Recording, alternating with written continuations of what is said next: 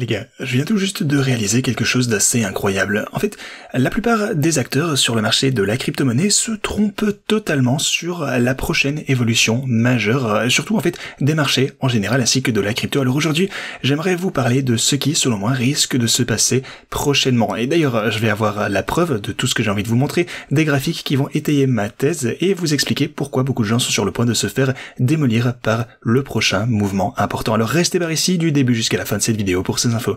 Bienvenue à tous, je m'appelle Maxime et je vous apporte chaque jour des nouvelles vidéos en français sur la crypto. Si vous êtes nouveau sur cette chaîne, alors soyez sûr de vous abonner et d'activer la cloche dès maintenant. Alors, comme je vous disais, dans cette vidéo, j'aimerais aborder le problème majeur que la plupart des personnes ignorent totalement et surtout, bien, la plupart des personnes qui sont préparées pour ceci vont réaliser des gains astronomiques, mais aussi ceux qui ne s'y préparent pas correctement vont être perdants même en ayant une bonne initiative. Alors, avant que je vous parle de tout ceci, si vous regardez le Bitcoin, vous pouvez voir que notre tendance haussière se poursuit. On a presque atteint une fois encore ma ligne orange aux 117 000 $. Alors, comme vous le savez, pour le coup, je vous dis, depuis qu'on a brisé cette tendance ici de réaliser des creux ainsi que des sommets de plus en plus bas, je m'attendais à ce que le Bitcoin ne réatteigne au minimum les 117 000 $. Et je continue de croire que ça va être le cas très prochainement. Donc voilà, vous pouvez voir encore une fois une dynamique extrêmement haussière et qui est en train de se redessiner actuellement pour le Bitcoin. Donc on aimerait voir ceci de cette manière. Alors pour le coup, je pense qu'on risque d'atteindre ce niveau vraiment bientôt. Donc ça déjà, c'est une bonne nouvelle pour le Bitcoin et les cryptos dans leur ensemble. De plus, l'Ethereum, donc ainsi que le reste du marché, ont connu une belle poussée hier et aujourd'hui. Vous pouvez voir que l'Ethereum est maintenant au-dessus des 4459 ici, la ligne orange que vous avez juste là. Donc on a l'impression que ça voudrait pouvoir monter un petit peu plus haut. Donc ça, c'est déjà cool. Alors si vous regardez Solana aussi, je vous le dis depuis vraiment très longtemps maintenant, c'est vraiment le moment de se concentrer finalement sur Solana. Alors dans ma vidéo d'hier, vous pouvez voir que depuis qu'on a réalisé le niveau de support de 222, je vous ai dit qu'on risquait de monter probablement assez vite jusqu'au niveau de résistance prochain, à savoir 239. Et c'est exactement ce qui s'est produit. Vous pouvez le voir juste ici.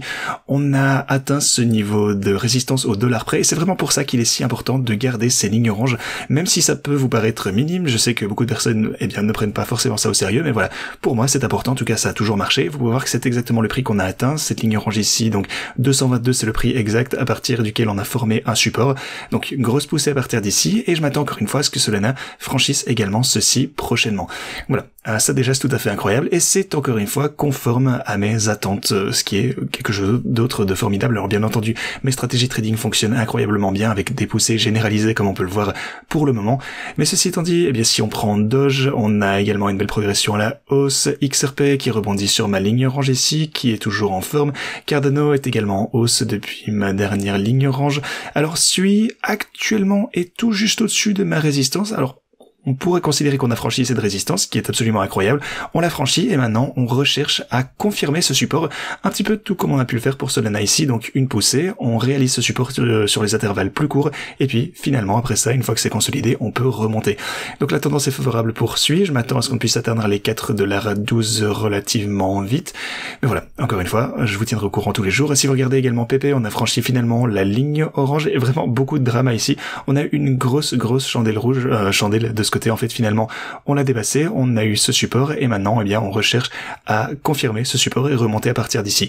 À mon avis, la situation est vraiment favorable pour la crypto dans son ensemble. Si vous observez la dominance du Bitcoin, elle est en train de rechuter, et d'ailleurs d'un niveau macroéconomique, souvenez-vous de ce que je vous disais. Donc je vous incite à penser que l'or allait connaître une forte hausse, et puis peut-être qu'il pourra se détendre un peu pour stagner, qu'on assistera à une percée des marchés traditionnels ainsi qu'une percée de cette tendance, et vous pouvez voir que cette rupture a bel et bien eu lieu. Ensuite, j'ai suggéré qu'une fois que cette rupture sera observée, le prix des cryptos pourrait suivre et enregistrer des gains encore plus importants, et c'est exactement ce qui s'est produit hier. Donc encore une fois, la situation est conforme à ce à quoi on pouvait s'attendre. Félicitations à tous ceux qui ont réalisé des gains grâce à ce qu'on a pu évoquer ensemble sur la chaîne au cours des quelques dernières semaines. Alors, ceci dit, la plus grosse opportunité, bien entendu, à mon avis, réside dans les stratégies de trading. Celles-ci ont réalisé des gains vraiment absolument incroyables depuis des années. Vous pouvez voir d'ailleurs que ma stratégie Bitcoin a gagné près d'un demi-million de $. Ma stratégie Ethereum a gagné d'un demi-million également. Solana a presque franchi le cap des 500 000 $ également. Donc, c'est maintenant, bien, plus rentable que mon bot Bitcoin et mon bot Ethereum. C'est vraiment la stratégie la plus rentable que j'ai. Et ça, c'est vraiment quelque chose d'important pour moi, parce que lorsque je vous disais que Solana allait finalement rattraper son retard, certaines personnes m'ont dit que j'étais totalement dingue, que j'étais un idiot. Solana n'allait pas faire aussi bien que l'Ethereum parce que ça fait déjà 2 cycles qu'il est là. Mais voilà, encore une fois, Solana continue à bien se comporter et à voir des performances, Ethereum également. Mais voilà, les projecteurs sont maintenant sur Solana, c'est indéniable. Et c'est pour ça que j'ai vraiment toutes ces cryptos. Des fois, ça va être Bitcoin, des fois, ça va être Ethereum, Solana, des fois, ça va être Doge, peut-être même Cardano, XRP. Souvenez-vous surtout de la hausse de XRP. Plus personne ne vous parle d'XRP maintenant. Il ne fait juste rien du tout depuis ces quelques derniers temps. Si vous prenez le prix de XRP, majoritairement, depuis juillet, c'est juste de la latéralisation. Rappelez-vous qu'on avait énormément d'engouement au sujet de XRP. En fait, ça peut vraiment partir de rien et durer, un temps indéterminé. Lorsqu'on est passé le creux ici aux 50 cents, aux presque $3 en l'espace de quelques semaines seulement. Souvenez-vous à quel point tout le monde était, intéressé par le projet. Et personne ne parlait d'Ethereum, personne ne parlait de Solana, tout le monde parlait juste de XRP. Et voilà, maintenant plus personne ne parle de XRP, maintenant c'est Solana sous le feu des projecteurs. Et c'est pour ça que j'intègre tout ça à mes stratégies dynamiques, parce que je pense que toutes ces cryptos vont voir de bons résultats et qu'elles suivront le mouvement, et donc que cette volatilité sera accueillie favorablement. Ma deuxième stratégie Solana est également hausse de 210 000, donc je pense que relativement bientôt, mes stratégies Solana, à elles seules, encore une fois, généreront plus d'1,5 million de dollars de profit, ce qui est juste absolument incroyable. Alors, quant au portfolio de bull market, vous pouvez constater que la situation est un petit peu aléatoire sur bon nombre de ces altcoins, mais au moins la stratégie, ou on va dire l'algorithme de grille, se porte bien et continue de réaliser des profits chaque jour qui passe, quoi qu'il en soit. Donc, effectivement, j'ai acheté aux alentours du sommet, non seulement pour mon portfolio de bull market, mais également pour mes stratégies dynamiques d'ailleurs. J'ai acheté le sommet pour Bitcoin, pour Ethereum, et j'ai simplement renforcé encore davantage ma position lorsqu'on était au sommet, ce qui, avec le recul, n'était forcément pas une super bonne idée. Bon, j'aurais souhaité pouvoir investir à des prix plus bas ou que ça monte simplement à partir du moment où je suis rentré, mais ça vous montre qu'avec ces stratégies, quoi qu'il en soit, vous ne devez pas attendre le moment parfait. Laissez juste le temps faire son œuvre tant que la hausse est continue, ce qui, selon moi, sera le cas, vu qu'on est dans un bull market, tout ira pour le mieux tant que vous savez également quand sortir et gérer votre marge. Donc voilà, je suis très satisfait des résultats qu'on voit dernièrement. Je continuerai bien sûr à vous tenir au courant pour mes stratégies de trading. Alors, si vous souhaitez les utiliser vous-même, en fait, vous savez quoi? Tout d'abord, je vais vous montrer ce graphique parce qu'il s'agit du market cap des altcoins hors Bitcoin et Ethereum. Et vous pouvez voir qu'on est au même niveau qu'on a pu atteindre après 2020 et fin 2021, en fait, le dernier pic de bull market. Et on vient juste finalement de se détacher de ceci. Alors, si vous pensez que les altcoins, n'offrent plus d'opportunités, ce graphique vous montre que c'est bel et bien le cas. En fait, bon, évidemment, déjà, c'est pas conseil financier, je vous le rappellerai jamais assez, mais je pense que les altcoins vont continuer à très bien se comporter et qu'à un moment donné, ils connaîtront, c'est vrai, une forte explosion et une rechute pour la fin de ce cycle, mais ça, c'est pour plus tard. Vous pouvez toujours investir, par exemple, dans mon portfolio des bull market ou n'importe lequel de ces altcoins ici, déjà à un prix inférieur que celui que j'ai pu obtenir. Alors, si vous souhaitez utiliser mes stratégies trading, rendez-vous en description de cette vidéo. Inscrivez-vous tout d'abord sur Pionex avec ce lien. Ensuite, avec ces liens, vous avez une feuille Excel et de ce côté, vous pourrez choisir la crypto, l'altcoin que vous souhaitez. Vous avez mes principales cryptos qui sont listées ici à droite. J'ai les autres cryptos de mon portfolio de bull market également. BNB qui se porte extrêmement bien dernièrement. Donc BNB avec de bons résultats. Vous trouverez tous les autres liens ici pour plus de 180 autres cryptos. Si vous souhaitez l'utiliser pour quelque chose d'autre, Trump ou peut-être CRO, Cookie, j'en sais rien, vous avez tous les liens ici à droite également. Donc n'hésitez pas à bien vous positionner avant la prochaine phase de hausse si vous souhaitez bien entendu utiliser les mêmes stratégies que moi. Attendez, je vais retirer ceci. Je sais pas pourquoi c'est resté. Ok, voilà. Bon, bref. Maintenant, passons à quelque chose d'autre que j'avais vraiment hâte de partager avec vous. Alors, dans 5 jours, il vous reste encore une fois 5 jours avant l'un des événements les plus importants à venir. Il s'agit de la baisse des taux d'intérêt par la Fed. Alors, je pense vraiment que beaucoup de personnes se trompent sur ce sujet. Pourquoi? Parce que effectivement, il y a de fortes chances que le cours baisse. Si la Fed baisse les taux d'intérêt, ça pourrait être un événement où on vend la news, mais c'est là que les gens se trompent. Peut-être qu'ils vont vendre pendant la rechute, prendre leurs bénéfices, et c'est tout. Mais, encore une fois, n'oubliez pas que une baisse des taux d'intérêt, encore une fois, c'est quelque chose de majeur qui impacte l'économie dans leur ensemble. Ce n'est pas un événement isolé où vous vous dites, ok, c'est arrivé, maintenant vous prenez vos bénéfices et vous en allez. Ça va entraîner une augmentation de la liquidité mondiale et ça ne peut qu'entraîner une hausse du prix des actifs.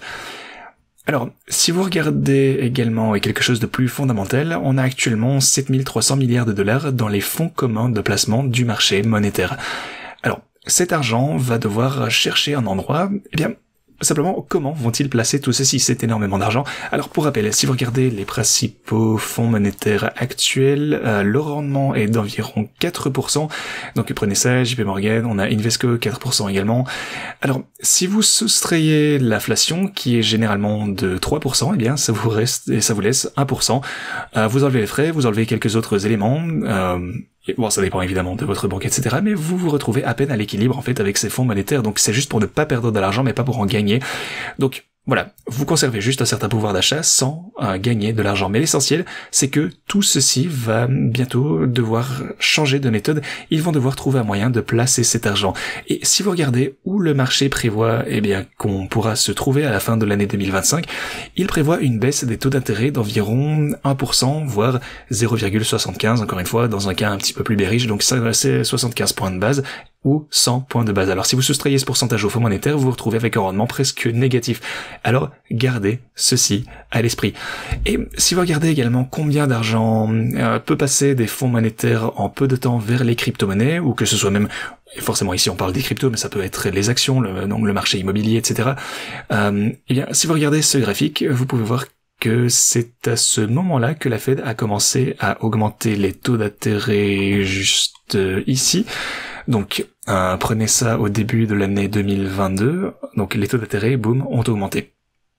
Ok, et c'est aussi à ce moment-là que les fonds monétaires ont commencé à croître de manière fulgurante. Vous le voyez ici, début 2022, vous pouvez voir qu'on est passé de 5 000 milliards de dollars à 7 200 milliards de dollars. Alors, je pense vraiment que tout cet argent qui a été ajouté depuis que les taux d'intérêt ont commencé à augmenter, à mon avis, l'entièreté de cet argent, et plus encore d'ailleurs, donc allez, on va dire qu'on peut supposer quelque chose entre 2000 et 3000 milliards de dollars qui vont revenir sur le marché en très peu de temps.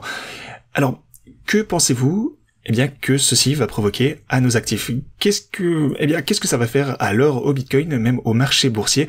Eh bien, si on a le même montant d'argent qui a été retiré précédemment du marché, qui est réinvesti dans les fonds monétaires pour un rendement stable de 4%, est-ce que ça va faire gonfler les actifs? Eh bien oui, c'est pour ça que la majorité des gens se trompent en fait. Ils voient simplement ceci comme une simple baisse de taux, quelque chose au court terme, mais non, c'est vraiment un événement majeur qui impacte le long terme. C'est un changement macroéconomique radical qui va entraîner une hausse du prix de nos actifs, quoi qu'il en retourne, peu importe le temps que ça prendra, mais c'est l'effet au long terme. Je ne suis donc pas trop inquiet pour le moment concernant le marché des cryptos. Je pense qu'on va continuer à avoir de belles performances avec nos stratégies de trading. Alors, c'est vrai, il y aura de la volatilité, bien entendu, il y aura des fortes rechutes, il y aura des baisses importantes, ce qui signifie que mes stratégies de trading, eh bien, vont simplement générer davantage de gains à l'avenir. Encore une fois, je ne m'inquiète pas du tout pour tout ceci. Des gains sont réalisés, tout comme je vous le montre d'ailleurs très clairement depuis le début de cette aventure. Et aussi, si vous prenez septembre, eh bien, généralement, c'est l'un des pires mois pour la crypto-monnaie. Mais quand septembre est dans le vert, et soit dit en passant, on est dans le vert jusqu'à présent pour septembre, eh bien vous pouvez voir qu'on a été en vert ici en 2015, 2016, et les mois suivants ont été absolument phénoménaux. Les gains ont été juste incroyables, et même chose ici pour le coup en 2023, 2024, on était également dans le vert en septembre, et regardez les gains absolument incroyables que vous avez pu constater au cours des mois qui s'en sont suivis. Alors si on clôture dans le vert, et il y a de fortes chances pour le coup, si on continue sur cette lancée que ce soit le cas, eh bien octobre, novembre et décembre devraient être incroyablement fort, ce qui serait vraiment incroyable pour la fin de ce cycle. Voilà, j'espère que ça vous explique bien pourquoi je pense que le marché se trompe lourdement sur la situation actuelle et que, eh bien, en fait, surtout, essayez de ne pas considérer ceci comme une situation au court terme, alors que vous devriez plutôt envisager l'effet au long terme de cette situation. Comme toujours, on va continuer à réaliser des gains incroyables ensemble sur cette chaîne. On va continuer à regarder au-delà de ce qu'on voit au jour le jour, comme je l'ai dit précédemment, où on s'intéressait à Solana, alors que, eh bien, les gens continuaient de penser qu'il était mort. On a suggéré que les flots de liquidité pourraient donc passer du Bitcoin vers l'Ethereum et puis vers Solana. Donc, on va toujours essayer d'anticiper la prochaine évolution du marché et ne pas parler du passé. Ok. Ceci étant dit, eh bien, tout se présente pour le mieux. C'est tout ce que j'avais pour vous dans cette vidéo. Merci beaucoup de l'avoir regardé. Je vous souhaite un super week-end et je vous dis à la prochaine.